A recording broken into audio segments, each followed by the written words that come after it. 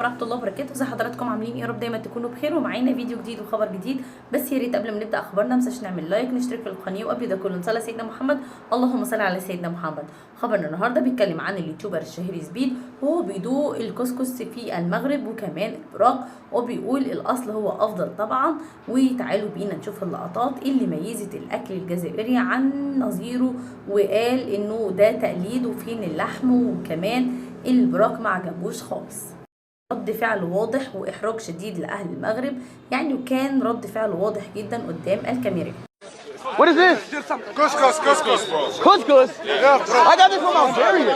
Nah, Moroccan, bro. Guys, Wait, couscous is Moroccan? yeah.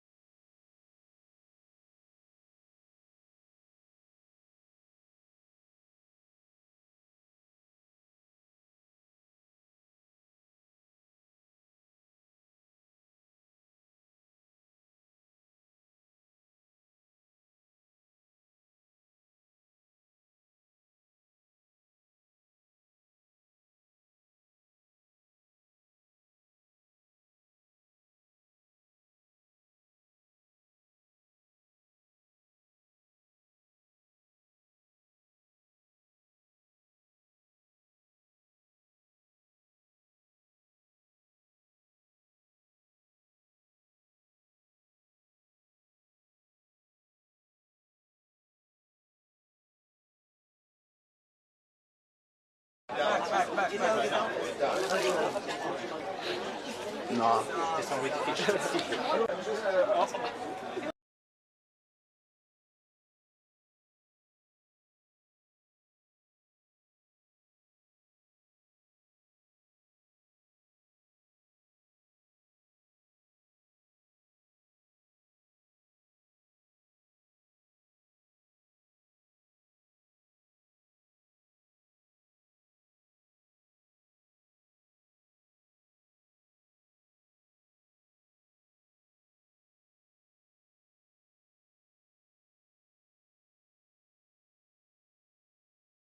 نشوف حضراتكم على الف خير في فيديو جديد وخبر جديد، وبتمنى لكم كل التوفيق والسعاده يا رب العالمين. السلام عليكم ورحمه الله.